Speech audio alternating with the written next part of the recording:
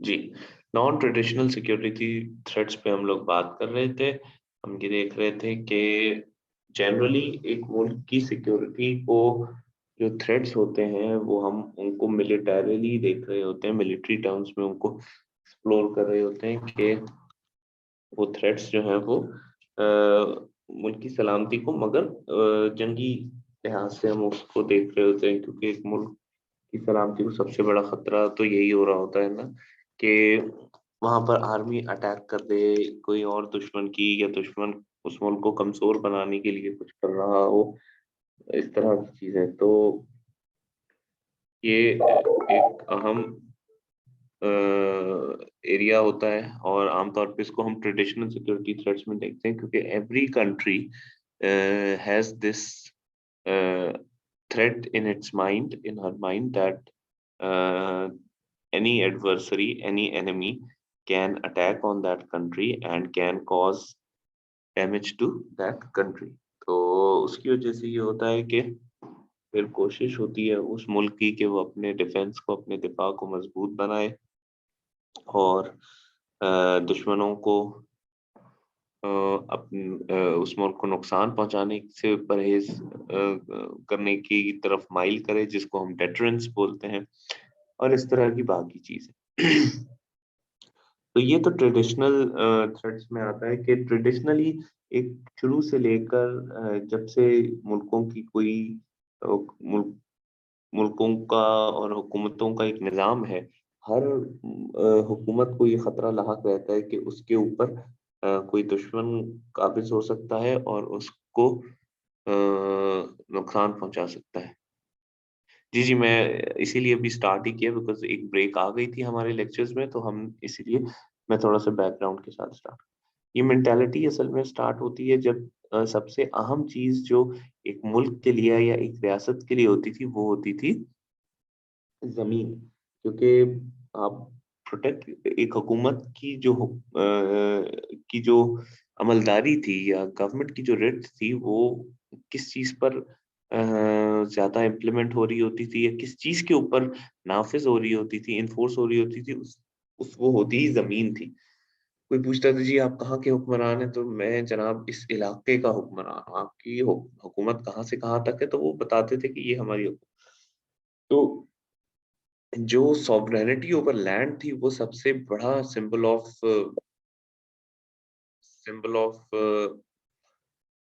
Power होती थी, ठीक है जी? तो ये एक अहम चीज़ थी। जी, just give me a minute.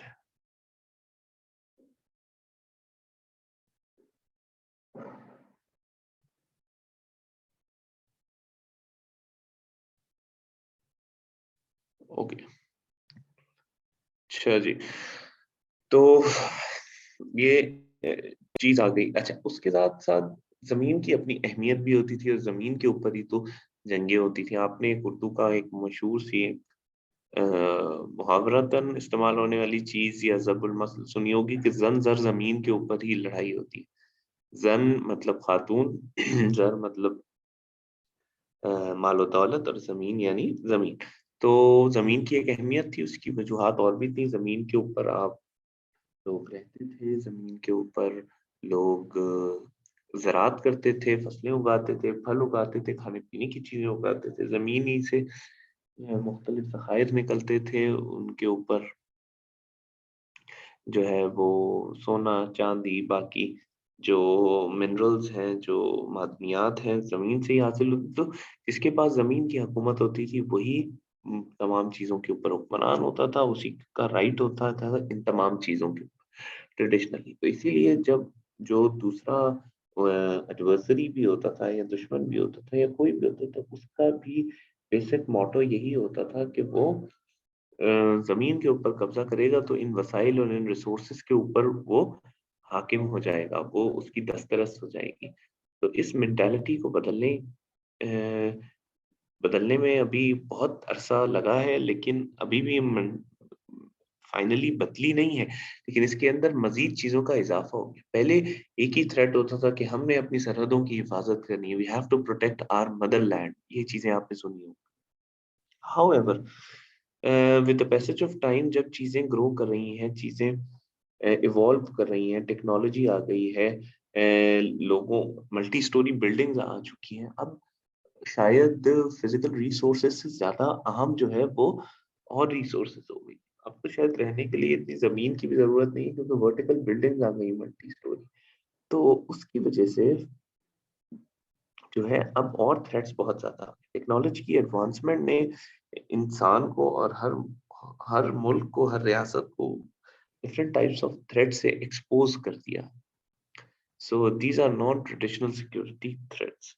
ठीक है, अब वो थ्रेट्स क्या क्या हैं? वो थ्रेट्स में बहुत सारे हैं, और इनको नॉन ट्रेडिशनल इसलिए कहते हैं क्योंकि ट्रेडिशनली, रिवायती तौर पर या कॉमन सेंसिकली इन थ्रेट्स को हम उस तरह से परसीव नहीं कर रहे होते, और इसकी वजह से ट्रेडिशनली इनके ऊपर बहुत ज्यादा जोर नहीं दिया।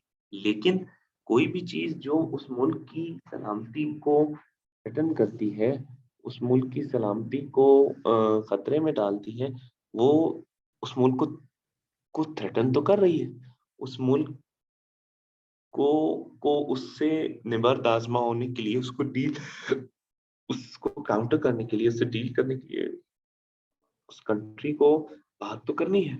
So because of that we also have to study non-traditional security threats because these are also very important. जरूरी तो नहीं है कि सिर्फ दुश्मन की फौज ही आकर हम आपके ऊपर हमला करे तो आपके लोगों का नुकसान हो। एक रियासत की जो बुनियादी जिम्मेदारी है वो तो protection and security of its people है। अब वो चाहे कोई बाहर से आकर हमला करे, कोई बम से हमला करे, कोई गोली चलाए, कोई धमाका करे, या फिर किसी तरह से कोई बीमारी फैला दे, या कोई किसी दुश्मन को कुछ करने की जरूरत ही ना हो, वो मुल्क के अंदर अपने मसाइल इस कदर ज्यादा हो, वो मुल्क गरीब हो और अपने लोगों को खाना फराहम ना करता हो, तब भी वो मुल्क थ्रेटेंड है। उस मुल्क के अंदर गुर्बत बेइंतहा है, उस मुल्क के अंदर आबादी बेतहाशा बढ़ रही है, या उस मुल्क के अंदर जो है इस टाइम क्लाइमेट चेंज आ चुका है और वहां पे टेम्परेचर राइज कर रहा है, उसके अपने नुकसान हैं। तो ये तमाम चीजें जो हैं ये थ्रेट्स टू नेशनल सिक्योरिटी हैं, but these are not traditional security threats because just give me a minute, please. Just give me a minute.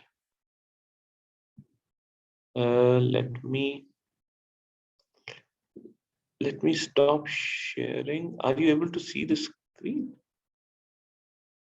These slides, are you able to see the screen right now? Yes, sir. Okay. Slides देखिए आपके साथ तो वैसी videos दीजिए। अब आप लोग तमाम जो है वो प्लीज ऑफलाइन चले, वो ऑफ म्यूट चले जाइए, ऑन म्यूट हो जाइए, sorry.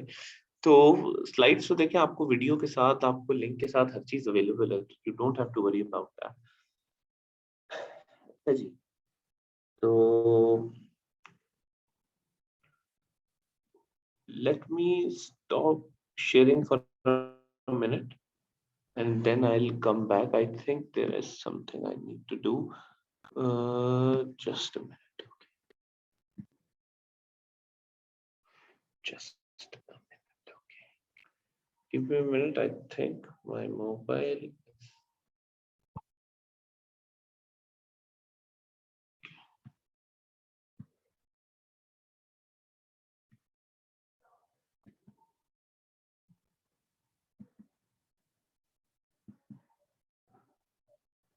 Okay, it's done. So it's done. I'm going to reshare my screen in a minute. Just be with me. अच्छा जी।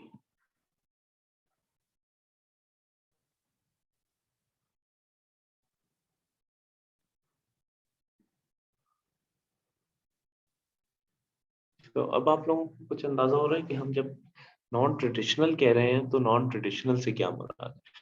वो थ्रेट्स जो थ्रेट तो हैं जिससे कौमी सलामती को, जिससे उस मुल्क में रहने वाले लोगों की वेलबींग को, उनकी सिक्योरिटी को डेंजर्स तो हैं, मगर वो थ्रेट्स वॉर टर्म्स में नहीं है, वो थ्रेट्स असले से नहीं है, किसी मुल्क की आपके ऊपर जंग मुसल्लत करने से नहीं, आपके ऊपर टैंक भेजने से नहीं, आप उस मुल्क की आर्मी, एयरफोर्स या नेवी की वजह से नहीं, मगर वो थ्रेट्स हैं और बाज़ औक़ात तो किसी मुल्क की तरफ से भी नहीं है, वो आपकी इंटरनल पॉलिसीज़ की वजह से भी हो सकते हैं। तो ये एक लिस्ट ऑफ थ्रेट्स है।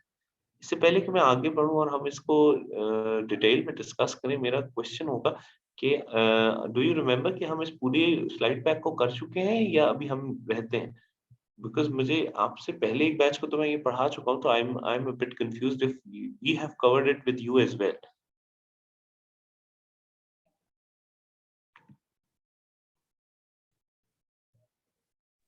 यस सर, आप करवा चुके ये तमाम करा चुके हैं, नॉन स्टेट एक्टर्स और बीएलए, ये सारा कुछ हम करा चुके हैं। हैं। जी सर, करवा चुके, नॉन स्टेट एक्टर्स को करवा चुके हैं। बस ठीक है, फिर हम इसको अभी स्किप करेंगे, because that's where I got confused, लेकिन a few people had requested कि हम इसको थोड़ा-सा go through कर लें। So that's it कि why they are called non-traditional security threats and why they are important to discuss। तो इसके साथ-साथ हमने hybrid warfare भी इसका मतलब है कर लिया। So I'll give you 5 minutes to ask questions about any previous lecture। So and in the meantime I'll open another slide pack, the next lecture that I'm going to cover for you। जी, so let's wait for your questions in the meantime। Ji.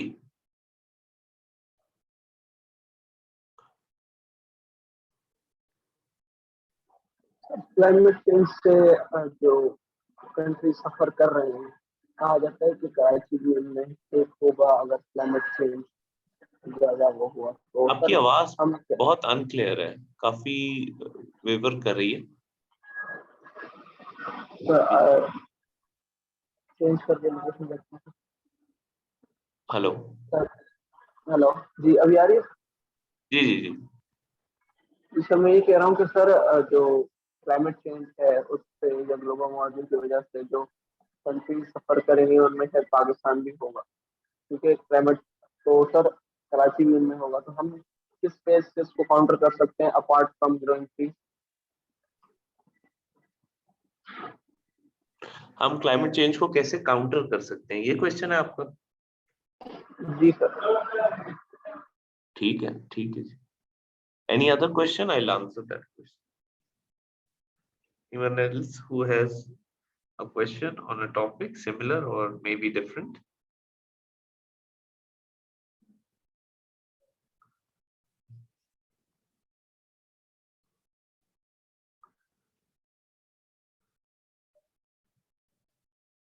Ji, thank you very much for wishing me well for new journeys। Yes sir, just let me tell you that this is quite a hectic journey, so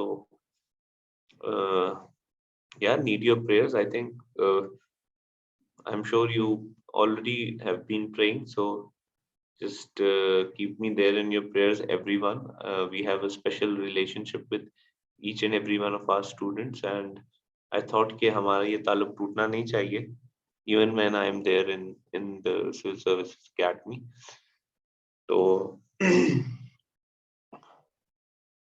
आप तमाम लोगों से बस यही एक request है कि remember us in prayers, because especially me, because it's quite a different experience। At the same time, I think staying away from the family, and especially when you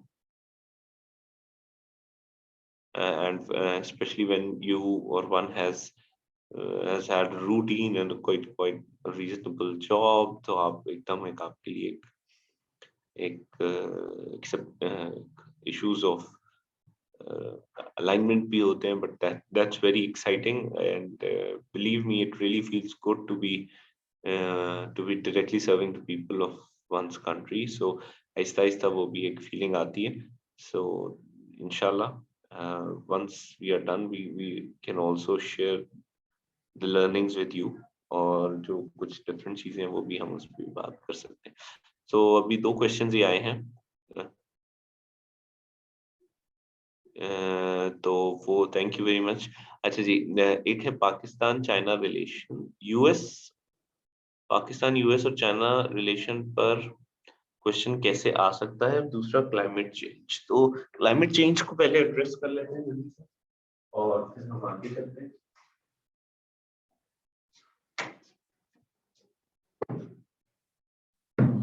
so climate change का जहां तक जनाब सवाल है, so climate change, Pakistan is one of the top 10 most vulnerable countries to climate change, और Germanwatch ने 2019 में तो पाकिस्तान को 5th most vulnerable country rate किया था।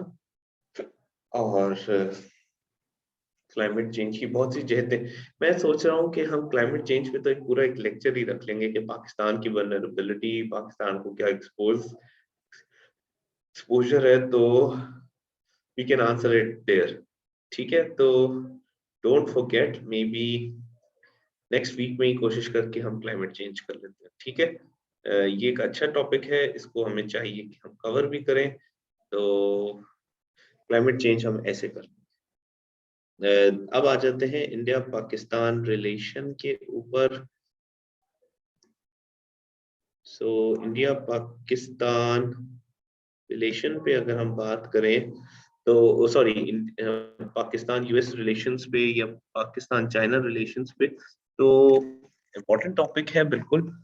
इस टॉपिक के ऊपर बात भी की जानी चाहिए। और सर ऐसे नहीं हो सकता हम करंट अफेयर्स डिस्कस कर लिया करें वीकली, वीकेंड पर। हम बहुत अच्छा आइडिया है मिस मारिया, लेकिन इसको इस तरह से ड्राइव करना होगा कि टॉपिक्स आप लोग लेकर आएंगे और हम फर्स्ट 15 मिनट्स में उस पे कमेंट्स कर लिया करेंगे, उस पे व्यूज एक्सचेंज कर लिया करेंगे कि क्या क्या हुआ है इस वीक में। तो जैसे इस वीक में इलेक्ट्रॉनिक वोटिंग मशीन का एक टॉपिक आया है, इस वीक में कुलभूषण यादव का एक टॉपिक आया है, साद रिजवी का रिलीज हुआ है, तो ये वाले टॉपिक्स को हम डिस्कस कर सकते हैं। लेकिन इसमें फिर मेरी तरफ से रिक्वेस्ट ये होगी कि I am more than happy to do it for you, but you people will have to come up with issues, because अखबार पढ़ना आप लोगों को वैसे भी चाहिए। So you can read the newspapers, you can highlight, and when we are starting our lectures, so you can maybe open or type those major issues you want to be discussed, and then we can discuss those issues. ठीक है जी, ये चीज हम कर सकते हैं, why not।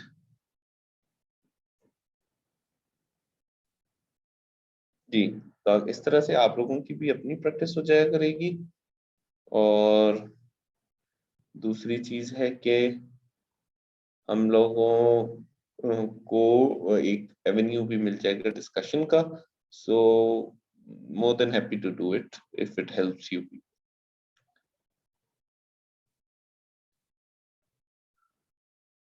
ठीक है,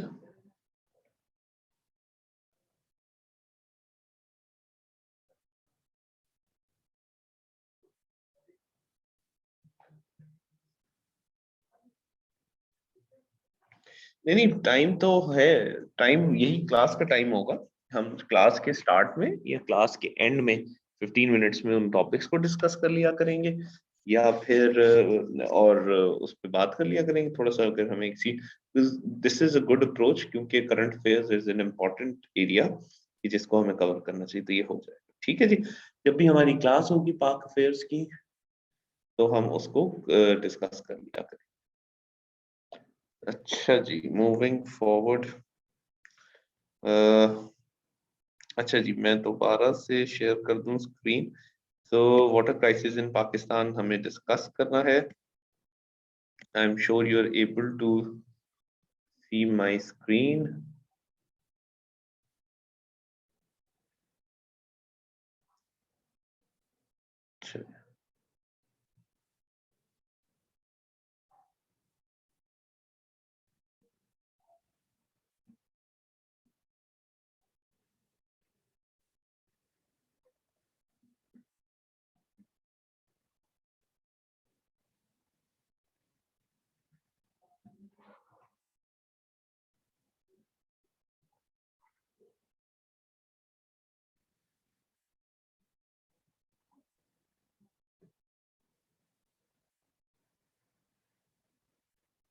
So just give me a minute, because मुझे एक और रिक्वेस्ट आती है कि सोशियोलॉजी में हमने जो फर्स्ट पार्ट है उसको भी कंप्लीट करना है, तो स्टूडेंट्स वांट कि वो भी कंप्लीट हो जाए, क्योंकि बाकी हमने थेरेटिशियंस और वो सारे तो हमने कर लिए। Okay, water crisis in Pakistan. बिस्मिल्लाहिर्रहमानिर्रहीम। Natural resources of fresh water, तो जनरली इन्हीं सोर्सेज होती हैं फ्रेश वाटर की, surface water, ground water, frozen water. Ground water वो है आमतौर पे पाकिस्तान में तो एक पूरा फैशन चल पड़ा है कि बोर करा लेते हैं जमीन के अंदर, और 300 फीट और 400 फीट बोरिंग हो जाती है, जिसके बाद जो है वो वहां से ग्राउंड वाटर एक्सट्रैक्ट करके इस्तेमाल किया जा रहा होता है। उसके बाद सरफेस वाटर होता है। सरफेस वाटर होता है जो हमारे दरियाओं में, नदी नालों में बरसात के बाद और ग्लेशियर्स की बर्फ पिघलने के बाद जो पानी होता है, जो हमारे दरियाओं में और नहरों में होता है, that is surface water. Unfortunately वो पोllute बहुत ज्यादा होता जा रहा है, फिर उसकी एक्सेस एक इशू है, फिर दरिया हमारे सूखते जा रहे हैं ग्लोबल वार्मिंग पोल्यूशन की वजह से, तो ग्राउंड वाटर पर रिलायंस ज्यादा बढ़ गई है। Primary source of fresh water is glaciers, जो पहाड़ों के ऊपर बर्फ जमी हुई होती है, और जो हमारे बड़े बड़े ग्लेशियर्स बने हुए उससे पहले जहाँ पर आइस कैप्स बनी हुई है, हमारे नॉर्थ पोल साउथ पोल के ऊपर जितनी आइस है, उसके बाद जो हमारे ऊंचे ऊंचे ठंडे इलाके हैं जहाँ पर बर्फ के बड़े बड़े पूरे पूरे पहाड़ बर्फ के बने हुए हैं, तो these are the sources of frozen fresh water. अगर हम देखें तो, अगर हम क्रोनोलॉजिकली देखें तो सबसे अहम, ये सबसे बड़ी सोर्स है फ्रोजन वाटर, फ्रेश वाटर की, जो ग्लेशियर्स पहाड़ों के ऊपर जो बर्फ जम जाती है, वो बर्फ के बने हुए बड़े बड़े पहाड़, पहाड़ों के तोदे, ये सोर्स ऑफ फ्रेश वाटर है। और ये एक तरह से अर्थ के क्लाइमेट को भी देख रहे होते हैं, अर्थ के क्लाइमेट को बैलेंस भी कर रहे होते हैं, बिकॉज ये बहुत ठंडे इलाके होते हैं। मगर अनफॉर्चुनेटली अब प्रॉब्लम ये आ रहा है कि ओवरऑल अर्थ का टेम्परेचर क्लाइमेट चेंज की वजह से बढ़ता जा रहा है, जिसकी वजह से क्या इशू आ रहा है कि अर्थ का क्लाइमेट चेंज की वजह से बढ़ने वाला जो टेम्परेचर है, उसकी वजह से कि बर्फ पिघल रही है ग्लेशियर्स के ऊपर, और ज्यादा पानी प्रोड्यूस हो रहा है, और ज्यादा पानी दरियाओं में आता है, जिस दरियाओं का बहाव बढ़ता जाता है, स्पीड बढ़ती है, वॉल्यूम ऑफ वाटर बढ़ता है, जिसकी वजह से सैलाब आता है, आसपास की आबादी भी जिससे मुतासर हो रही होती है।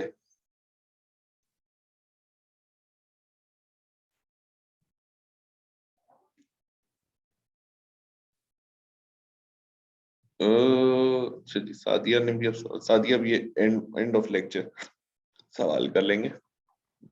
अच्छा जी, तो ये फ्रोजन वाटर। उसके बाद सरफेस वाटर, जैसे हमने कहा नदी नाले होते हैं। नाले से मुराद गटर का नाला नहीं होता है, नाला एक साफ चीज को कहते हैं, इनको हम वाटर चैनल्स बोल सकते हैं। जैसे कहीं पर बारिश आती है तो बारिश की वजह से जब पानी आता है तो वही साफ पानी के चैनल्स होते हैं, वाटर चैनल्स होते हैं। इसी तरह से दरियाओं का पानी जब थोड़ा सा ओवरफ्लो कर रहा होता है या दाएं बाएं डाइवर्ट हो जाता है, तो वो भी नाले होते हैं। स्प्रिंग्स हो गए, आबशारें हो गई, छोटी छोटी पहाड़ों पे से उतरने वाला पानी हो गया, दरिया हो गए, छोटी नदियां हो गई, ये तमाम सरफेस वाटर, यानी जमीन की सतह के ऊपर, यानी जमीन के सीने के ऊपर जो पानी चल रहा हो, ये सबसे ज्यादा यही पानी इस्तेमाल हो रहा होता है आमतौर पे। और बाहर के ममालिक में, खासकर यूरोप में और अफ्रीका में और even south America, north America में, जहाँ पर अभी पानी और पानी की आलूदगी के ऊपर थोड़ा बहुत भी फोकस किया जाता है, तो लोग तो यही पानी पी रहे होते फ्रेशली, या उसको थोड़ा बहुत ट्रीट करके पी रहे होते। अनफॉर्चुनेटली पाकिस्तान या एशिया के बहुत सारे ममालिक में पानी के अंदर बेइंतहा मिलावट करना शुरू कर दी गई है। पानी से वो लोग उसी दरियाओं में कपड़े धो रहे हैं, वहीं पर फुजला जानवरों का बहाया जा रहा है, उसी के अंदर जो है वो आप दरियाओं के पानी के अंदर इंडस्ट्रियल वेस्ट को बहा रहे हैं, जिसकी वजह से फ्रेश वाटर पोल्यूट हो रहा है, जिसकी वजह से साफ और शफाफ और ताज़ा पानी ये खराब हो रहा है। तो ये वो चीजें हैं जो अहम है। अब इनकी पोल्यूशन की वजह से दूसरी चीज है कि आबादी बहुत बढ़ गई है और हर जगह तो दरिया का जो है वो भाव नहीं होता, हर जगह दरिया मौजूद भी नहीं होता। तो जिसकी वजह से अब लोग आबादी बढ़ने की वजह से फिर अब मजबूर हैं कि वो बोरिंग कराएं, वो वाटर को deep in the surface of ground earth explore करते हैं, ड्रिल करते हैं। 300 400 फीट नीचे तक पानी अब चला गया है, क्योंकि इतनी ज्यादा पंपिंग हो गई है वाटर की। तो अब आमतौर पे जो है वो वाटर पंपिंग की जा रही होती है। कुछ इलाके तो ऐसे हैं जहाँ ग्राउंड वाटर मौजूद ही नहीं है, जैसे कराची जो है ऐसा ही इलाका है जहाँ पे जो ग्राउंड वाटर है वो बहुत हैवी है सर, जिसकी वजह से अब वो पीने के लायक नहीं है या कपड़े धोने के लायक नहीं है। क्यों? क्योंकि उससे तो झाग ही नहीं बनता। वो पानी अगर आप पिए तो वो तो कड़वा होता है पानी। तो इसकी वजह से फिर लोगों को through different lakes, different rivers supply किया जा रहा होता है। फिर डैम्स बनाए जा रहे होते हैं, जैसे कराची में हब डैम बना हुआ है, वहां से पानी आता है। किंजर जो लेक है वहां से पानी सप्लाई किया जा रहा होता है। इसी वजह से बड़े बड़े पाइप्स हैं जो ह्यूज डायमीटर के पाइप्स हैं, वो वाटर को सप्लाई कर रहे होते हैं। These are the three major sources of fresh water. ठीक है जी। अब वाटर स्केर्सिटी पे हम डिस्कस करें। ह्यूमन पॉपुलेशन ही बढ़ गई है, सबसे अहम बात तो ये। देखिए, आप स्केर्सिटी किस तरह से मेजर करते हैं? Availability of water per capita, यानी कितने क्यूबिक मीटर वाटर अवेलेबल है per capita for a year. तो अब ओवरऑल अगर पर कैपिटा का क्या मतलब है? पर पर्सन। अब जितने ज्यादा लोग की आबादी बढ़ रही है, चाहे वाटर की वॉल्यूम उतना ही हो, लेकिन आबादी बढ़ने की वजह से पर कैपिटा अवेलेबिलिटी तो लाजमन कम हो रही है। एक ही चीज को पहले 10 लोग खर्च करते हैं, अब एक ही चीज को 15 लोग खर्च करते हैं। तो आप देखें कि वो चीज पर पर्सन तो कम हो रही है। तो इंक्रीजिंग ह्यूमन पॉपुलेशन है। अच्छा, ये कंजप्शन के अलावा भी अगर आप देखें तो ह्यूमन पॉपुलेशन के बढ़ने से ह्यूमन नीड्स बढ़ रही हैं, जिसकी वजह से मुख्तलिफ जगहों पर बहुत सारे और काम हो रहे हैं।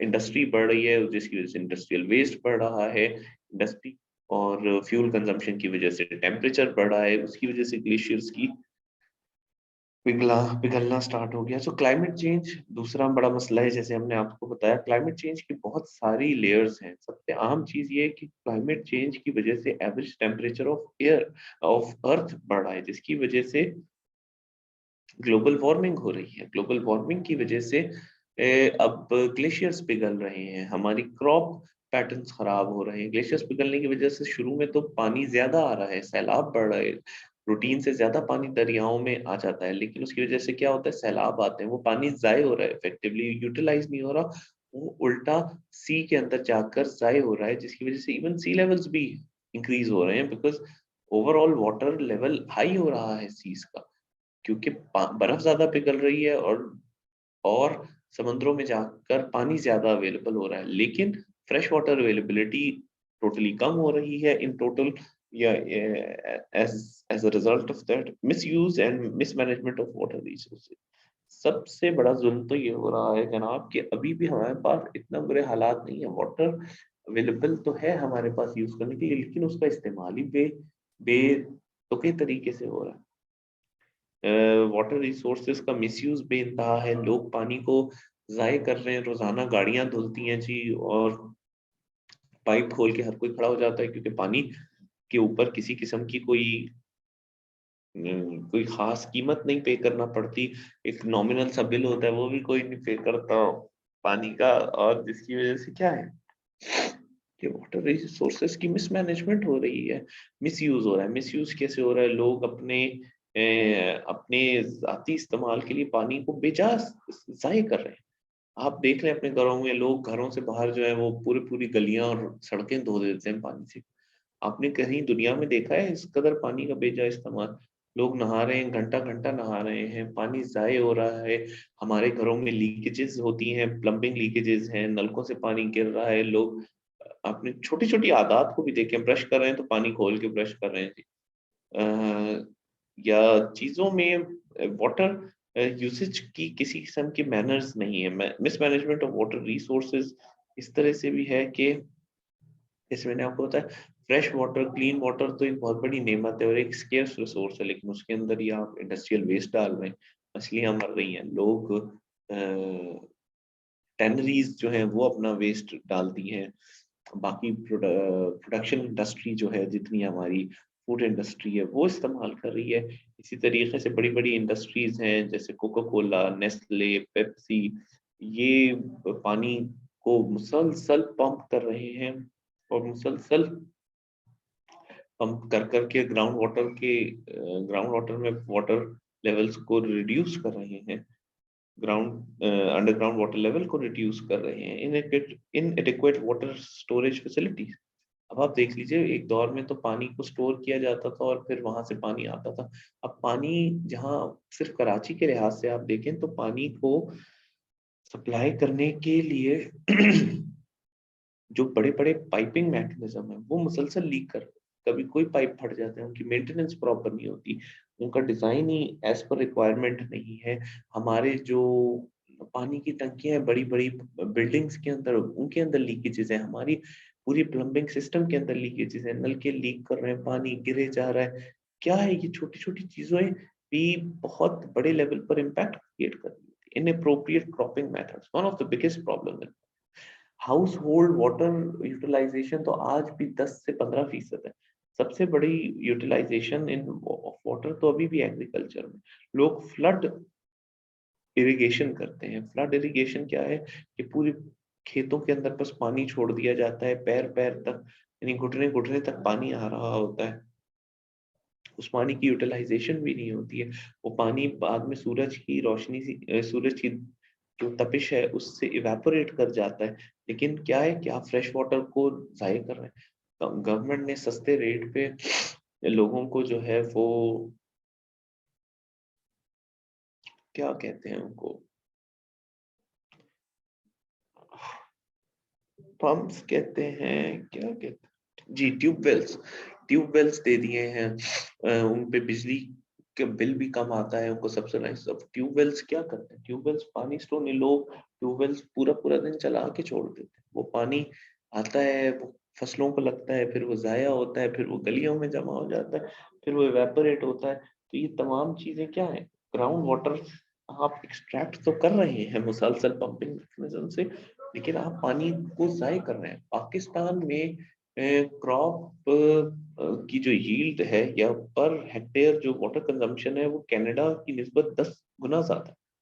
इसकी क्या जरूरत है, क्या है कि वो पानी जो हम स्टोर कर सकते हैं, वो पानी जो हम आने वाली नस्लों के लिए रख सकते हैं, हम उसको जबरदस्ती जाया कर रहे हैं और वो पानी किसी के काम नहीं आ रहा। उससे हमारी ज्यादा पानी देने से हमारी क्रॉप बेहतर नहीं होती, ज्यादा पानी देने से हमारी क्रॉप प्रोडक्शन में कोई इम्पैक्ट नहीं आ रहा, बस क्रॉप तो उतना ही पानी लेगी जितना उसको जरूरत है, बल्कि एक तरह से इससे वाटर लॉगिंग होती है। वो पानी जब मुसलसल दिनों तक, महीनों तक खड़ा रहता है तो ग्राउंड लेवल के अंदर परकोलेट कर जाता है, उसकी वजह से उल्टा वो साथ अपने पेस्टिसाइड्स और फर्टिलाइजर्स को एब्जॉर्ब करके जाता है और अंडरग्राउंड वाटर को पोल्यूट करता है।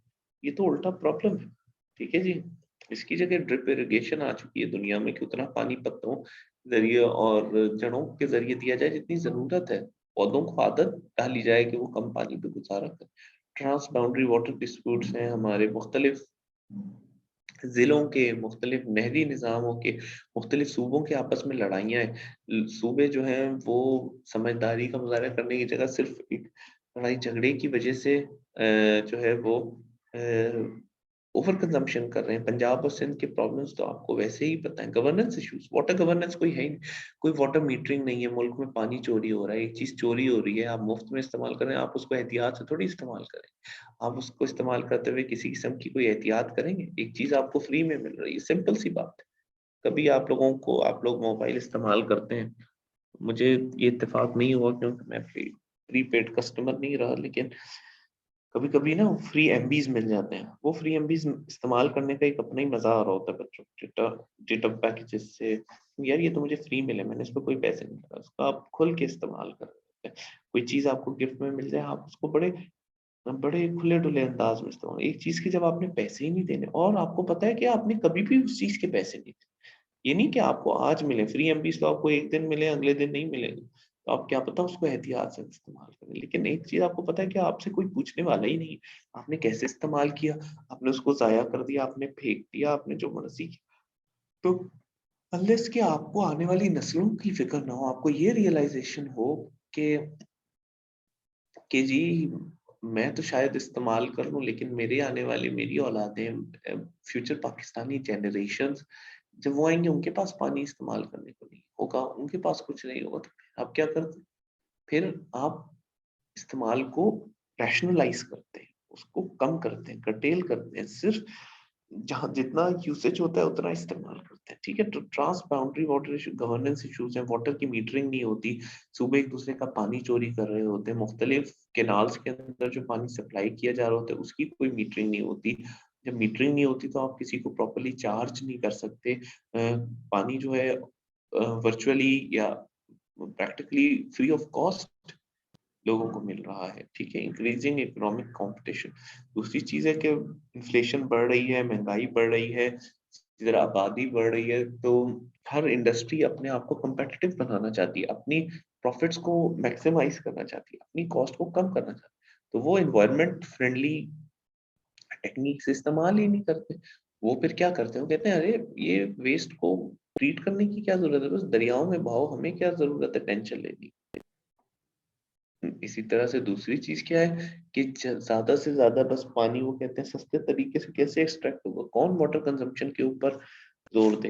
हमें क्या जरूरत है वाटर कंजम्पशन के ऊपर जोर देने की, बस हमें तो अपनी प्रोडक्ट बनानी है, ज्यादा से ज्यादा बस पानी ड्रिल करो, कल किसने दे, पानी ड्रिल करो, पानी एक्सट्रैक्ट करो, और बस पानी एक्सट्रैक्ट करके मुनाफा बढ़ाओ। तो ये हमारे मेजर इश्यूज है। मैंने इसीलिए इस स्लाइड पे बहुत ज्यादा डेप्थ में बात कर ली है कि आप लोगों को समझ आ जाए। आने वाली स्लाइड्स तो एक तरह से उनको सेकंड ही कर रही होगी। So I can see few questions,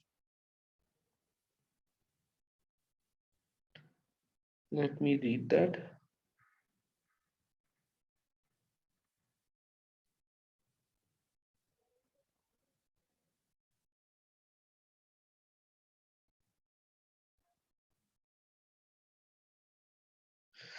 जी देखें, एक हद से ज्यादा वाटर आप स्टोर नहीं कर सकते, हर मुल्क की एक कैपेसिटी है।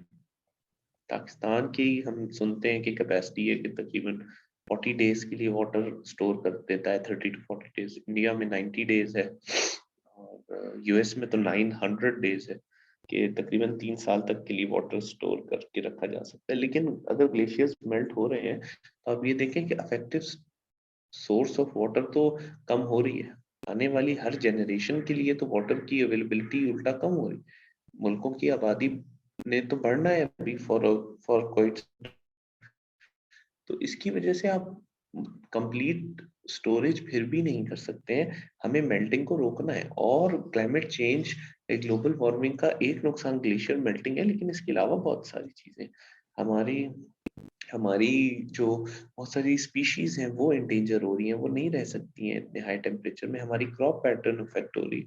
तो इन एनी केस हमें क्लाइमेट चेंज को तो एड्रेस करना है।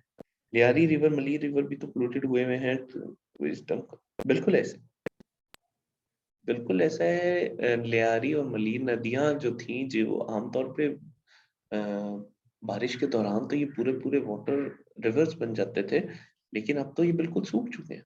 इनके ऊपर नालों के ऊपर मकान बन चुके हैं, वहां पे कचरे से क्लॉग कर दिया गया है, पानी फ्लो नहीं कर सकता, पानी पे सड़कों पे खड़ा रह जाता है। हालांकि यही फ्रेश वाटर, रेन वाटर हम दौर में इस्तेमाल करते थे और अब इस्तेमाल कर सकते हैं, मगर अब क्योंकि आपने तो वाटर क्यूमुलेशन का मैकेनिज्म ही बर्बाद कर दिया। वो पानी गलियों से और शहरों से होता हुआ इन नदियों में आना था जिसने, वो तो अब वहीं कहीं फंस जाता है और उल्टा वहां पे बर्बादी मचा रहा होता है।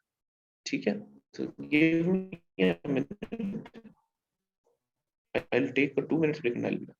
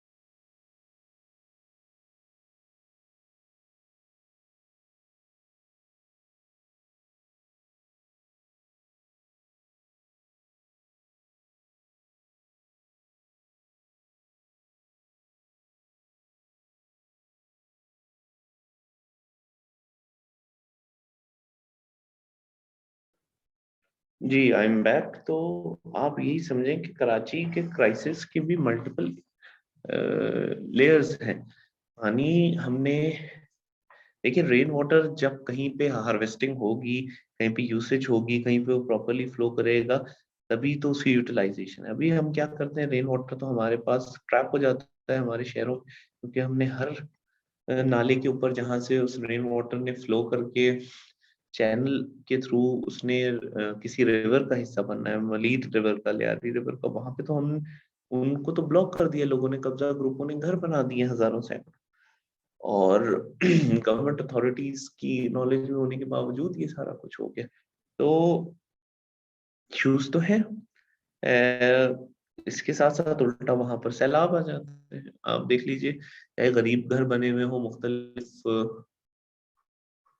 नालों पर, गुजर नाले पे बना हो, या फिर पूरी पूरी बंगले जो डिफेंस के मुख्तलिफ एक्सटेंशन के ऊपर बने, ये these are the bigger issues that that are creating problems. Pakistan में मल्टीफेसेटेड ये इश्यूज हैं जो कि चल रहे हैं। इसके अलावा कोई सवाल था? मैंने एड्रेस कर लिया। ओवरसीज टू कास्ट वोट पे हम बाद में। सिक्योरिटी थ्रेट्स पर पैराग्राफ लिखने के लिए अच्छा मटेरियल कहाँ से मिलेगा? राशिद सलमान साहब, अच्छा मटेरियल आपको देखिए, मैंने आपको पढ़ाना है, इंट्रोड्यूस कराना है, उसके बाद आप अच्छा मटेरियल अखबार से देखिए, आप कोई ना कोई वेबसाइट ज्वाइन कीजिए, आप कोई किताब पढ़िए नॉन ट्रेडिशनल सिक्योरिटी थ्रेट्स के ऊपर। और सिंपल सी बात है, डिस्कशन से और अपनी वोकैबुलरी, अपनी सॉरी नॉलेज को एक्सपैंड करने से आप किसी किताब को पढ़ के तो कभी भी नहीं लिख सकते, और ये कभी क्लियर होगा भी नहीं आपके ऊपर। You will always have to find something of your own. You just have to have an informed opinion and then you can write it in your own words. Vocabulary के लिए वेबसाइट, मैंने कभी कोई वेबसाइट कंसल्ट नहीं की है vocabulary की, और मुझे नहीं लगता इसका बहुत ज्यादा फायदा होता है। मेरा तो मशवरा यही है कि आप डॉन पढ़िए, और चलें इसको हम एंड में थोड़ा सा वोकैबुलरी को एड्रेस भी कर लें आज। ठीक है लेक्चर। अच्छा जी, कौन कौन से फैक्टर्स हैं जिन वाटर स्केर्सिटी क्राइस कॉज की? 1991 में इरसा अकॉर्ड हुआ था। 1991 में इंडस रिवर सिस्टम अथॉरिटी भी वजूद में आई। मुल्कों के दोनों चारों सूबों के दरमियान वाटर डिस्ट्रीब्यूशन के ऊपर एक मैकेनिज्म तरतीब पाया कि कितने परसेंट किसे मिलेगा। इससे उस लगता था कि हम थोड़ा सा प्रॉब्लम को रिजॉल्व कर पाए हैं। अनफॉर्चुनेटली ऐसा नहीं हो सका, और आप देख रहे हैं कि अभी भी सिंध और पंजाब के दरमियान बहुत ज्यादा लड़ाई झगड़ा चल रहा है। दोनों सूबे एक दूसरे को गलत कह रहे हैं। सिंध का कहना है कि पंजाब उसके हिस्से का, क्योंकि पंजाब अपस्ट्रीम है, तो पंजाब से होता हुआ रिवर इंडस रिवर आ रहा है, तो पंजाब जो है वो अपने पोर्शन से ज्यादा जो है वो स्टोर कर रहा है, कंज्यूम कर रहा है, और सिंध के पास लो स्ट्रीम में डाउन स्ट्रीम कम आ रहा है। ये प्रॉब्लम्स चलते रहते हैं। क्यों? क्योंकि हमारे पास वाटर मीटरिंग का, फ्लो मीटरिंग का किसी किस्म का कोई प्रॉपर मैकेनिज्म है ही नहीं। जब हमारे पास मैकेनिज्म ही नहीं है तो हम क्या मेजर करेंगे और क्या बात करेंगे? तो ये रिजॉल्व नहीं हो पाए। इंडस रिवर सिस्टम अथॉरिटी इरसा और तमाम प्रोविंसेस का ये रिप्रेजेंटेशन है, लेकिन प्रोविंसेस बैठ के अग्री नहीं कर पाते। केपी और बलूचिस्तान के अंदर तो इंफ्रास्ट्रक्चर ही नहीं है वाटर स्टोरेज का। अब स्मॉल स्केल डैम्स काफी सारे बन गए हैं, मगर अभी भी बहुत सारी ऐसी प्रोजेक्ट्स थे, जैसे ग्रेटर थल कैनाल था, इसी तरह से और बहुत सारे हमारे कैनाल सिस्टम्स थे, स्टोरेज मैकेनिज्म्स थे, वो नहीं सक्सेसफुल हो चुके हैं। तमाम प्रोविंसेस एक दूसरे पे ट्रस्ट नहीं करते हैं। पंजाब के ऊपर ज्यादा क्रिटिसिज्म होता है, लेकिन अगेन ये तमाम बातें सिर्फ पॉलिटिकल रेटोरिक तक रह जाती हैं, क्योंकि इन अफेक्ट इन प्रैक्टिकल कोई भी कुछ नहीं कर पा रहा। तो वाटर डेटा मैनेजमेंट है ही नहीं। जब आप फ्लो ही नहीं मेजर कर रहे, जब आपको पता नहीं है कि सोर्स पे कितने क्यूबिक कितनी क्यूसेक वाटर आया है, क्यूबिक कितने मिलियन क्यूबिक फीट पानी आया है, आपने डिस्ट्रीब्यूट कैसे किया है, कौन कहाँ पे कितना यूटिलाइज कर रहा है, तो डेटा मैनेजमेंट क्या होगी। इसी तरह से यूज और डिस्ट्रीब्यूशन और यूज की मॉनिटरिंग नहीं हो सकती। वाटर इंसेंटिव लिखा हुआ है, वाटर इंटेंसिव है ये। वाटर इंटेंसिव क्रॉप्स हमारे यहाँ एक बड़ा फैशन बन चुका है। आपने बहुत सारी इस मामले में आप अखबार में भी पढ़ते होंगे, आप किताबें भी पढ़ सकते हैं। मैंने तो खैर अखबार में पढ़ा कि किस तरह से हमारी इकोनॉमी को, खासकर कॉटन से साउथ पंजाब के अंदर, उसको शुगर केन की तरफ लेके जाएगा। Sugarcane is highly water intense crop. Sugarcane consumes almost 4 to 5 times more water than cotton. और दूसरी चीज ये है कि शुगर केन की आउटपुट क्या है, शुगर।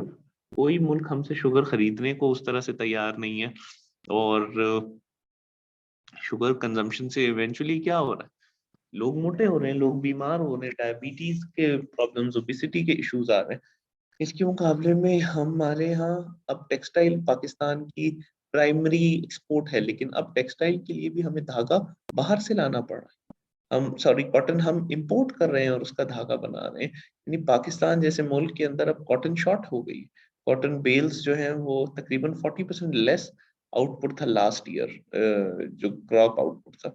तो क्या है कि वाटर इंटेंस क्रॉप्स की तरफ ज्यादा रुझान है, चावल के ऊपर।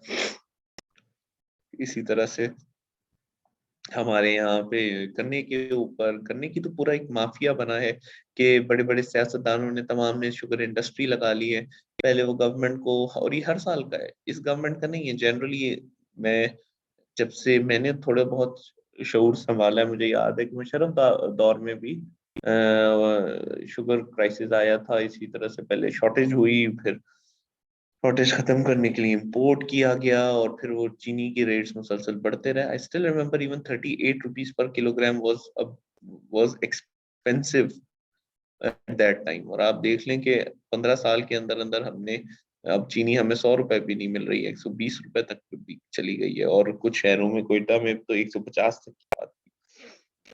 तो माफियाज हैं जो पहले एक्सपोर्ट कराते हैं चीनी, उसमें मुनाफा कमाते हैं, फिर वो एक शॉर्टेज क्रिएट होती है, उसके चक्कर में इंपोर्ट करते हैं, फिर वो इंपोर्ट में जो है वो मुनाफा कमाते हैं। तो ये बहुत एक अजीब सी, एक रेंट सीकिंग इकोनॉमी बन चुकी है। वाटर इंटेंस क्रॉप्स को हम एक्सपोर्ट ग्रो कर रहे होते हैं, अच्छी खासी कैश क्रॉप्स हैं जिनको हम कुछ नहीं कर रहे। इसी तरह से और बड़ा एक पाकिस्तान में एक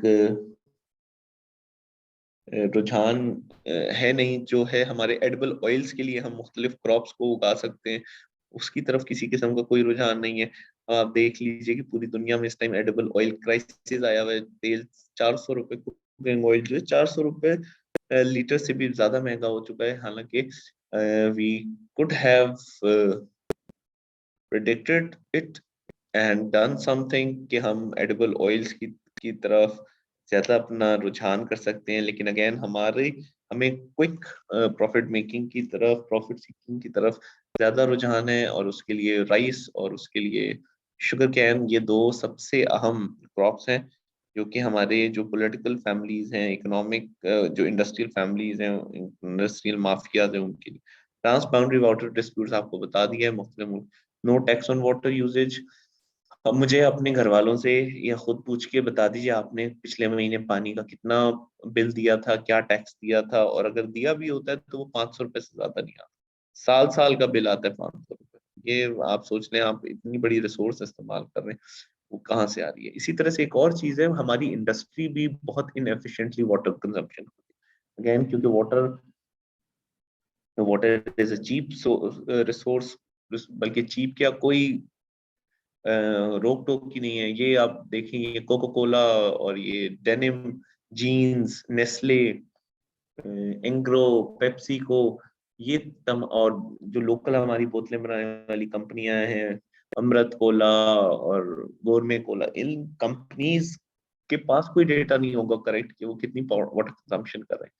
उन्होंने क्या करना है, बड़े बड़े पंप लगाने हैं, लाखों करोड़ों के वो पंप्स होते हैं जो हजार हजार फीट और 500-500 फीट बोर करके पानी निकाल रहे होते हैं, और वो फिर बेतकान पानी निकाले।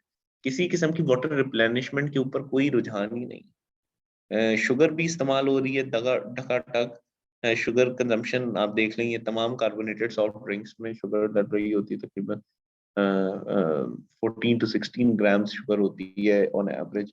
और पानी का भी बेजा इस्तेमाल है, तो ये कितनी बुरी इंडस्ट्री है अगर आप देखें इसको, अगर इसके ऊपर कोई नहीं। जीन्स, आपको क्या लगता है कि आप बाकी दुनिया में, यूरोप के अंदर, यूएस के अंदर, क्या जीन्स, जो जीन्स का जो कपड़ा है या वो बनाना क्या मुश्किल है? या डेनिम जीन्स कोई पाकिस्तान में ज्यादा अच्छा इसके लिए रॉ मटेरियल? जी नहीं, ये वहाँ के इन्वायरमेंटल प्रोटेक्शन लॉस को फॉलो ही नहीं कर सकते, तो इसलिए बड़े बड़े ताजरों ने यहाँ पर फैक्ट्रियां खोली होती हैं, और यहाँ से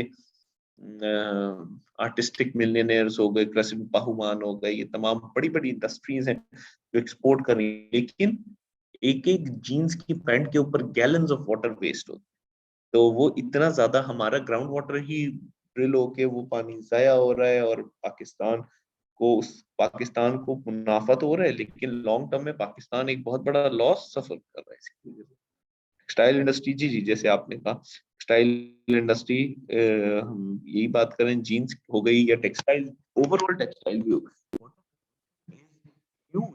it is highly unsustainable. Nobody gives heed to it. We are using, because in Hyderabad there is no fresh water. जी मिस तूबा, प्रॉब्लम यही है कि फ्रेश वाटर अवेलेबिलिटी करना गवर्नमेंट का काम है, गवर्नमेंट्स करती नहीं है, तो वो उनको उनका काम करना चाहिए। ठीक है जी, इसका मतलब ये थोड़ी है कि आप शहरियों को फोर्स करें कि वो ग्राउंड वाटर ड्रिल करें, हर कोई मजबूरी में ये काम कर रहा होता है। The textile industry more water than it usually needs. The textile industry uses almost 3 times more water than international. तो अब आप सोच ही लें, एग्रीकल्चर की कंट्रीब्यूशन ओनली 19% ऑफ जीडीपी है, लेकिन एग्रीकल्चर की water consumption, I am sorry, GDP size है, तो ये एक बहुत बड़ा problem. Stronger power is the upper riparian, जैसे मैंने अर्ज किया कि पॉलिटिकल इसकी कॉनोटेशन भी है। तो पंजाब क्योंकि अपर अपस्ट्रीम है, तो उनका एक खास रोल भी है, मगर इसके साथ साथ सिंध के अंदर भी वाटर थेफ्ट बहुत ज्यादा है। तो 2018 की वाटर पॉलिसी क्या है? 2000, ये इम्पोर्टेंट टॉपिक है। अप्रैल 2018 में वाटर पॉलिसी आई, कि पहली वाटर पॉलिसी थी। इससे पहले तो हमें पता ही नहीं था हम किस डायरेक्शन में वाटर कंजम्पशन करते हैं, स्टोरेज करते हैं। ये काउंसिल ऑफ कॉमन इंटरेस्ट की 37th मीटिंग में हुई। लाइनिंग ऑफ कैनाल्स के ऊपर जोर दिया गया कि ये जो नहरें, इनको पक्का करें। क्यों? क्योंकि पक्की नहीं होती तो पानी नहरों की वॉल से ऊज करता जाता है, और साथ साथ ग्राउंड वाटर लेवल इंक्रीज करता है, जिसकी वजह से वाटर लॉगिंग भी होती है, फिर वाटर लीकेज होती है, वेस्ट ऑफ वाटर होता है। वाटर स्टोरेज कैपेसिटी को इंक्रीज करने के ऊपर बात की गई। डैम भाषा डैम, ऑल्दो प्रोजेक्ट की इंसेप्शन तो 2002 में हुई थी, लेकिन सुनते हैं कि इमरान खान के दौर में इसके ऊपर काम स्टार्ट हो गया। 2028 में इसका कमल होने एक्सपेक्टेशन है। मुश्किल लगता है, लेकिन उम्मीद है। तकरीबन 4500 मेगावाट की इलेक्ट्रिसिटी कैपेसिटी है, and I am unable to remember कितने मिलियन एकड़ फीट इसकी स्टोरेज कैपेसिटी। आप में से कोई अभी जरा इंटरनेट पे से देखकर हमें बताए कितनी। इसी तरह डीसैलिनाइजेशन की ऊपर बात की गई है, खासकर गवादर के ऊपर, अंदर गवादर में, इवन कराची के ऊपर आरिफ अलवी साहब ने एक बात की थी, तब खैर वो सदर नहीं बने थे, कि डीसैलिनेशन की जाए। डीसैलिनाइजेशन के लिए आप देखें तो सबसे जो बड़ी सक्सेस स्टोरी है वो सिंगापुर है, लेकिन डीसैलिनाइजेशन एक बहुत महंगा आइडिया होता है। 4000 मिलियन एकड़ फीट कहते हैं अरसलान अयूब के कैपेसिटी है वाटर स्टोरेज की, जो कि almost almost at par with Tarbela dam हो जाएगी, मगर it has its own cost.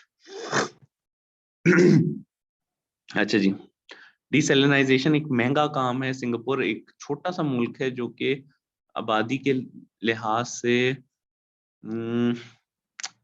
तकरीबन फैसलाबाद जितना होगा, और छोटा तो इतना है जितना इस्लामाबाद पूरा। तो उधर डिसैलिनाइजेशन में सिंगापुर की पर कैपिटा जीडीपी बहुत ज्यादा in comparison to Pakistan. It's a very rich country, so they can afford to do it. Desalinization पे बात की गई है, लेकिन उस डिसैलिनाइजेशन की कॉस्ट को कौन भुगतेगा, इस पे कोई खास बात नहीं है। अगेन ये सिर्फ पॉलिसी की अभी हम बातें कर रहे हैं। Accurate monitoring of irrigation water delivery, water metering की जाए, फ्लो मीटर्स लगाए जाएं, प्रॉपर तरीके से ट्रैक किया जाए कौन कितना पानी कंज्यूम कर रहा है। Promoting institutes working for seeds capable of growing in less water, बिल्कुल water efficient crops, water efficient seeds की तरफ जाया जाए, रिसर्च ऐसी की जाए। जी अहमद रजा ने जो है एक अलग ही बात लिखी है। मेरा नहीं ख्याल कि 8.1 मिलियन एकड़ फीट होगी storage, but still you can cross check it. As I've always told, mathematics or figures is not my forte. तो सर इंस्टीट्यूट एग्रीकल्चर रिसर्च के ऊपर बात की जाएगी कि एग्रीकल्चर रिसर्च की जाए, crop resistant to climate change, crop who are which are more water efficient, less water thirsty, उन क्रॉप्स को जो है वो ग्रो किया जाए, उन वेरिएंट्स को ग्रो किया जाए जेनेटिक इंजीनियरिंग करके, बायोटेक्नोलॉजी का इस्तेमाल करके। वाटर काउंसिल बनाई गई जिसके अंदर प्राइम मिनिस्टर थे, फेडरल मिनिस्टर्स को ऐड किया गया, चारों चीफ मिनिस्टर्स को, और एक मिनिस्टर फ्रॉम एवरी प्रोविंस। तो वाटर या एग्रीकल्चर मिनिस्टर होगा हर प्रोविंस से, चीफ मिनिस्टर होंगे उन चारों प्रोविंसेस के, federal minister of power and water and power होंगे, प्राइम मिनिस्टर होंगे, I think federal minister of planning and development होंगे। तो ये एक काउंसिल बना दी गई जिसका काम था कि वो वाटर पॉलिसी की इम्प्लीमेंटेशन देखे, कोऑर्डिनेशन हो। अभी तक वो कुछ भी नहीं। अच्छा जी, अब बैकग्राउंड भी देख लेते हैं। जब पाकिस्तान का वजूद नहीं आया था, यानी इंडिया की तकसीम नहीं हुई थी, तो हब ऑफ वाटर था इंडस रिवर, गंगा रिवर और यमुना, ये, और ब्रह्मपुत्र टुवर्ड्स बंगाल। तो एक पूरा प्रॉपर वाटर सिस्टम था। लेकिन अगेन एग्रीकल्चर इकोनॉमी भी थी और इंडस्ट्रियल इकोनॉमी नहीं थी, तो काम भी चल रहा था। इसके साथ साथ इंडस्ट्रियल डेवलपमेंट जितनी हुई है वो इन्वायरमेंट फ्रेंडली नहीं हुई है पाकिस्तान, इंडिया, बांग्लादेश में से किसी भी मुल्क के अंदर। 2016 में Pakistan water stressed country declare हो गया, क्योंकि पर कैपिटा जो अवेलेबिलिटी है वो 1000 क्यूबिक मीटर से भी कम रह गई है, और अगर वो 800 से भी कम रह जाएगी तो फिर पाकिस्तान वाटर स्केर्स हो जाएगा 2025 के अंदर। अनफॉर्चुनेट एक्सपेक्टेशन है कि ये हो जाएगा। पाकिस्तान की आबादी 22 करोड़ से भी ज्यादा हो चुकी है, आबादी मुसलसल बढ़ रही है, और जो डिमांड है वो 274 मिलियन एकड़ फीट तक हो जाने का अंदेशा है फ्रॉम 191 मिलियन एकड़। पाकिस्तान की मेजर क्रॉप्स हैं राइस, शुगर केन, कॉटन। आप देख ही लीजिए, 1 किलोग्राम राइस 3000 लीटर और 1 kilogram of sugar cane, sugar जो है वो उसके पीछे 15,000 लीटर पानी कंज्यूम। यानी अगर एक घर में 1 किलो के चावल बनते हैं और 1 किलो के चावल अच्छे खासे लोग खा सकते हैं, तो आप सोचें उसके अंदर 3000 of water, litre of water जो है वो कंज्यूम हो चुका है। 1 किलो शुगर तकरीबन 5 लोगों के हाउस होल्ड में तकरीबन 2 किलो शुगर इस्तेमाल होती है, अगर बहुत जनूनियों की तरह नहीं खाते। तो आप देखें कि 3000 लीटर वाटर जो है वो कंज्यूम हो गया 2 किलो सिर्फ शुगर खाने में। तो this is how inefficient and irresponsible we are in terms of water. 30 days की कैपेसिटी है, मैंने आपको बता दिया। इरिगेशन सिस्टम बहुत फ्लॉड है, फ्लड इरिगेशन होती है, पानी चोरी हो जाता है, पानी घरों में दाखिल हो जाता है, सैलाब आ जाते हैं, पानी रिस रिस के जमीन के अंदर एब्सॉर्ब होता जाता है, उल्टा सेम का शिकार हो जाता है। पर कैपिटा जो है हमारी कंजम्पशन वो 935 क्यूबिक मीटर हो चुकी है फ्रॉम 5000 क्यूबिक मीटर। यानी जब हम जो है वो आजाद हुए तो हमारी तकरीबन तब से लेकर अब तक मोर देन 5 टाइम्स कम हो चुकी है availability of water. This is how bad the situation is. Way forward क्या है, हम बात कर चुके हैं बहुत सारी चीजों पे, तो मजीद भी कर लेते हैं। वाटर मैनेजमेंट स्ट्रेटजीज हमें बनानी पड़ेगी कि किस तरह से हमें वाटर कंजम्पशन को, वाटर डिस्ट्रीब्यूशन को हमें मैनेज करना है। इफेक्टिव रोल ऑफ गवर्नमेंट इसमें अहम है कि गवर्नमेंट किस तरह से अपना रोल प्ले कर सकती है। मॉनिटरिंग के अंदर, वाटर के अंदर टैक्सिंग होनी चाहिए, एग्रीकल्चर यूज को हमें उसको फॉर्मलाइज करना चाहिए, इसी तरह से इंसेंटिवाइज करना चाहिए वाटर जो water efficient use of water efficient agriculture है, वाटर एफिशिएंट इंडस्ट्रियल प्रोडक्शन है, इन दोनों चीजों को हमें इंसेंटिवाइज करना चाहिए इनके ऊपर।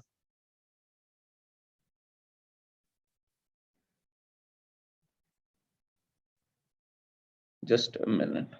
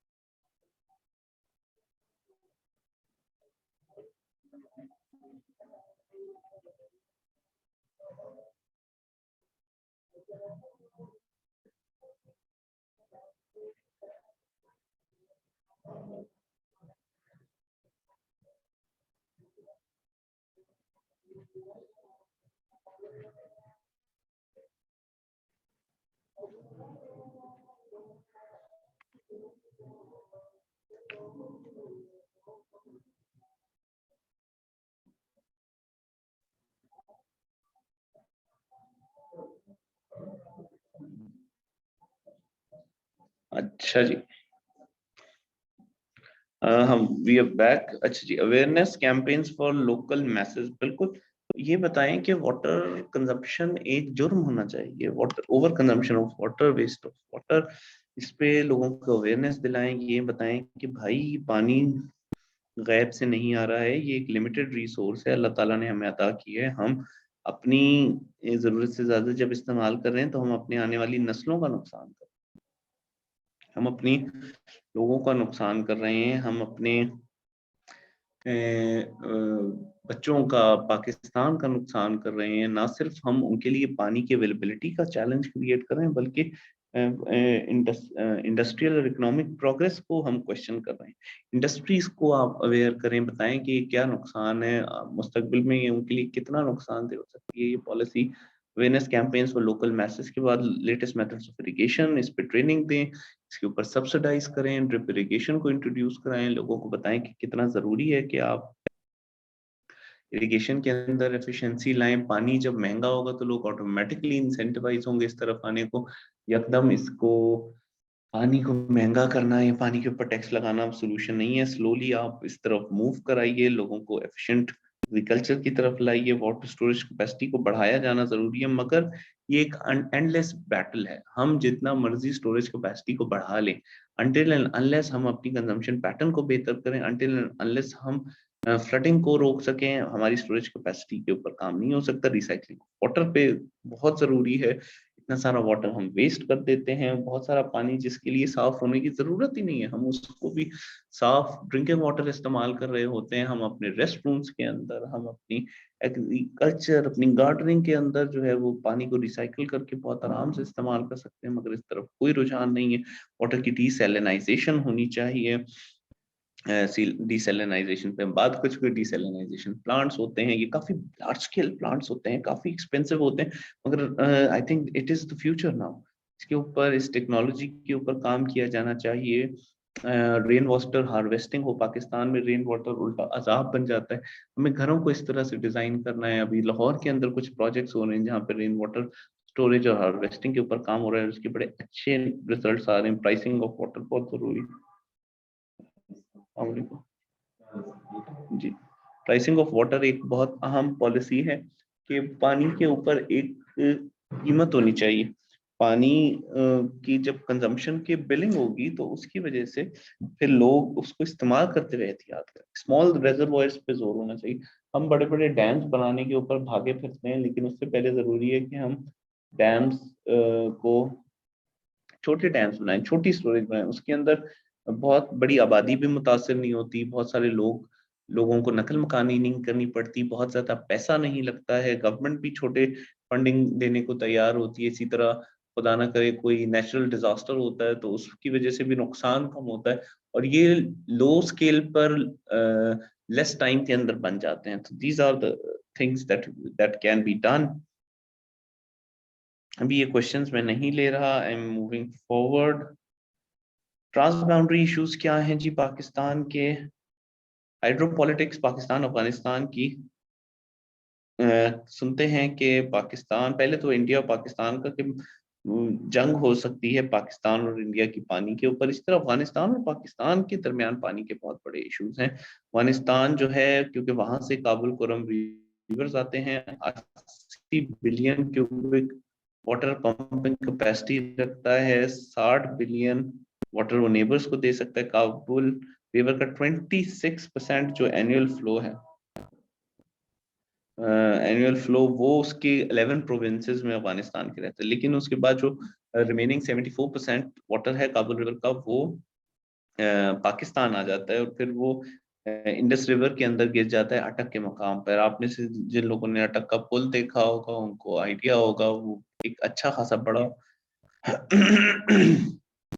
बड़ा रिवर है जो पाकिस्तान में आता है और एक तरह से पाकिस्तान की के लिए कंजम्पशन होती है। पंजाब और फिर सिंध के सूबों में वही पानी कंज्यूम हो रहा है। इसके बाद लेकिन अब अफगान गवर्नमेंट ने शहतूत डैम बनाया है और शाहरोज एरिया में, काबुल में। तो अब उसकी वजह से पानी का फ्लो पाकिस्तान में और कम हो जाएगा। पाकिस्तान की वाटर स्केर्सिटी को मजीद एग्रवेट करेगा इस सिचुएशन को।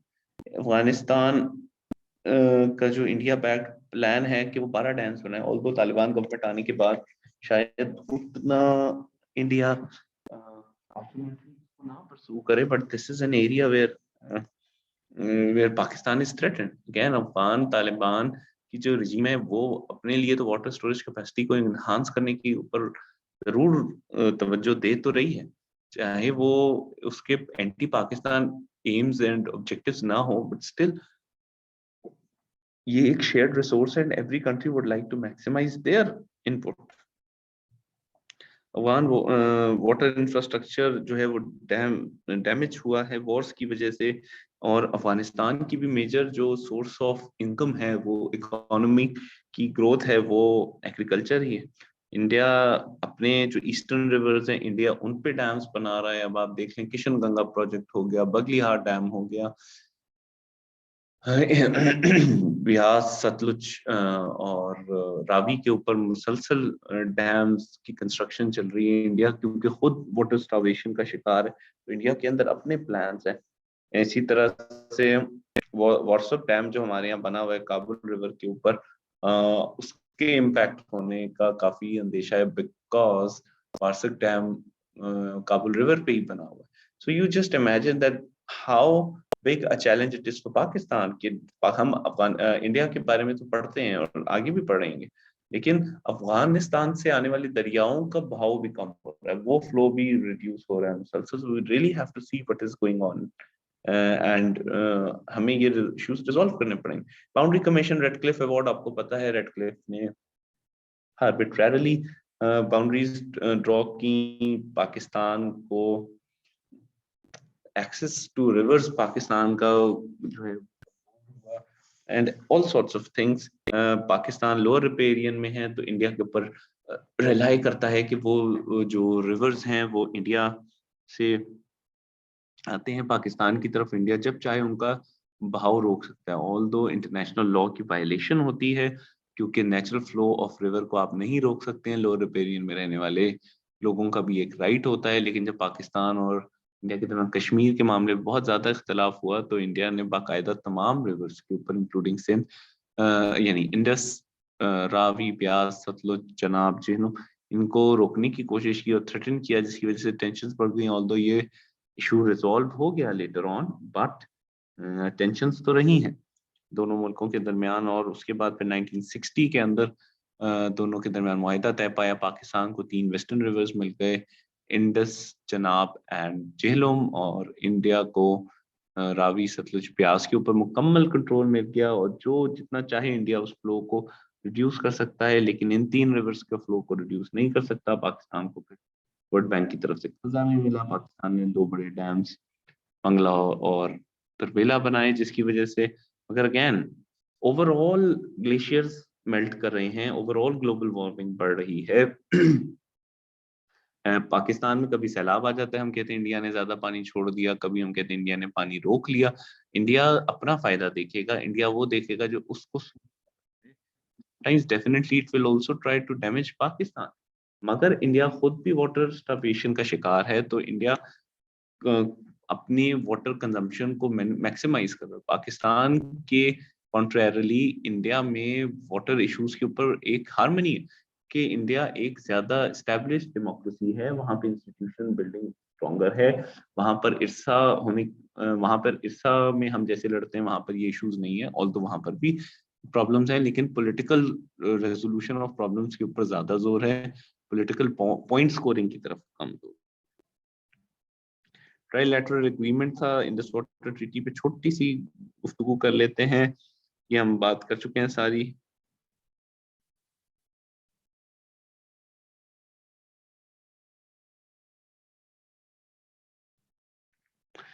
जो 3 दरिया पाकिस्तान को मिले वेस्टर्न रिवर्स, वो टेरिटोरियल जुरिसडिक्शन हो गई, इंडिया उनको इस्तेमाल कर सकता है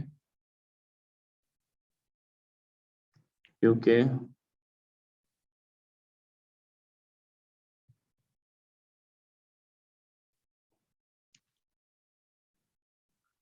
क्योंकि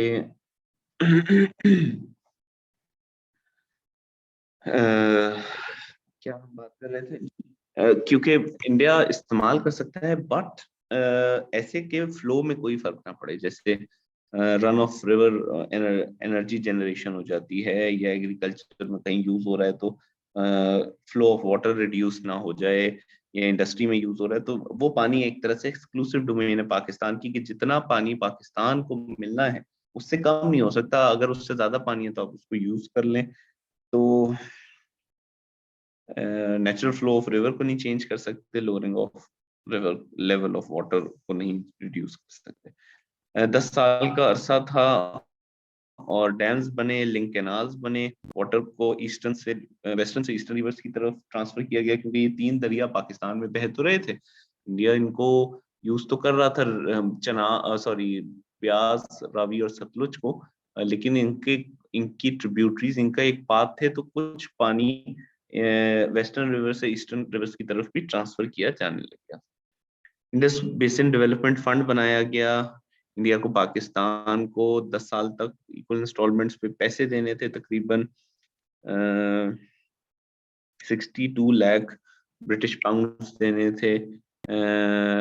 इसके बाद आईबीआरडी को फंड देने थे, IBRD was world bank, international bank for reconstruction and development, उस दौर में उसको world bank. Permanent Indus commission बना जिसके अंदर 2 मेंबर्स थे, इंडस वाटर कमिश्नर दोनों मुल्कों के होते थे और वो अपनी गवर्नमेंट को रिप्रेजेंट करते थे, और लाजमी बात है कि हाइड्रोलॉजी और वाटर यूज के ऊपर जो एक्सपर्ट थे वो उनको हेल्प आउट कर, और अगर कोई कॉन्फ्लिक्ट होता था तो फिर न्यूट्रल जो एक्सपर्ट है उसके पास जाता था, तो आमतौर पे वर्ल्ड बैंक के पास जाते हैं इश्यूज रिजॉल्व करने के लिए। वाटर डिस्प्यूट बहुत सारे हुए हैं, इंडिया ने पाकिस्तान के जो हक हिस्से के रिवर्स हैं उनके ऊपर बहुत सारे हाइड्रो इलेक्ट्रिक प्रोजेक्ट्स बनाए हैं, जिसमें Salal hydro electric power station Chenab के ऊपर बनाया पाकिस्तान को 1970 में इंडिया ने बताया, लेकिन और ये इशू रिजॉल्व हो गया है। वुलर बराज अभी भी एक प्रोजेक्ट है जो कि तुलवुल नेविगेशन प्रोजेक्ट भी इसको कहते हैं, वुलर लेक है झेलम रिवर के ऊपर कश्मीर में, इंडिया ने पाकिस्तान को नहीं बताया था, और 1985 में इसके ऊपर कंस्ट्रक्शन शुरू कर दी। इशू अभी भी अनरिजॉल्व है। बगलीहाट डैम 2007 में पार्शली रिजॉल्व हुआ, पाकिस्तान के हक में नहीं हो सका था फैसला, और लार्जली इसने इंडिया को हेल्प किया, 1992 में बनाना शुरू किया, और मगर वर्ल्ड बैंक के फैसले ने पाकिस्तान को बहुत ज्यादा फायदा नहीं दिया। किशन गंगा इंडिया के फेवर में अगेन रिजॉल्व हुआ, रिवर नीलम के ऊपर बना, जो कि झेलम की एक ट्रिब्यूटरी यानी effectively again Kishan Ganga, Jhelum river को इंडिया में किशन गंगा कहते हैं। एंड अगेन वो ये कहते हैं क्योंकि रिवर का फ्लो नहीं इससे अफेक्ट होता, और वो तो एक तरह से जब रिवर का पानी ऊपर से नीचे आ रहा होता है, डाउन स्ट्रीम आ रहा होता है, तो वो उसकी kinetic energy sorry potential energy से बिजली बनाए, तो उससे कोई फर्क नहीं पड़ता, तो इंडिया ने इसको भी अपने हक में। अनफॉर्चुनेटली पाकिस्तान की एक हिस्ट्री है कि पाकिस्तान आर्बिट्रेशन में हार जाता है बाकी इंडिया से in terms of river Indus treaty. तो इसके ऊपर पाकिस्तान को ओवरऑल ज्यादातर नुकसान हुआ है आर्बिट्रेशंस के लिए। इंटरनेशनल वाटर डिस्प्यूट्स के लिए बायलैटरल एग्रीमेंट्स करने की जरूरत है। दोनों मुल्क आपस में कॉन्फिडेंस इंक्रीज करें, ट्रस्ट को इंक्रीज करें, एक दूसरे पे इंटरडिपेंडेंस बढ़ाएं, इंटरनेशनल फोरम्स को ब्रोकर के तौर पे यूज करें। मगर सबसे अहम ये कि एक साथ बैठें। दोनों मुल्कों के वाटर कंजम्पशन बेइंतहा ज्यादा है, दोनों मुल्क उसके ऊपर काम कम कर रहे हैं। पॉलिटिकली एक चार्ज टॉपिक है, इस पर ज्यादा बात इसलिए नहीं होती है। So this is the way forward and that's it for our today's lecture. Now let's go to question. Two separate departments, sanitary and water system, but there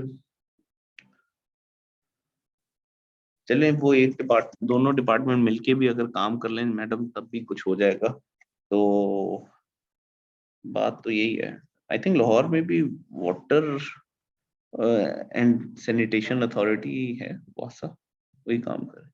Saudi डिसैलिनाइजेशन करते हैं, वो वाटर महंगा पड़ रहा है पेट्रोल से भी ज्यादा। तो हमारी इकोनॉमी ऐसी कहाँ जो भी बिल्कुल ऐसे ही है। Desalination can be achieved by means of evaporation, freezing, reverse osmosis, ion exchange and electrolysis, electrodialysis. It's a very expensive thing, you are right. जी सर, जी मैडम, 30 days कैपेसिटी डैम्स में desalinization is the process removing salt from water, sea water in order to make drinking water, while desalination is removal of salt and the from water desalination। जी ठीक है, desalination word होगा। अच्छा, मारिया का जवाब आ चुका है। That's it. So see you tomorrow, inshallah, everyone. See you tomorrow for, I think it's sociology's class. So see you tomorrow. Thank you.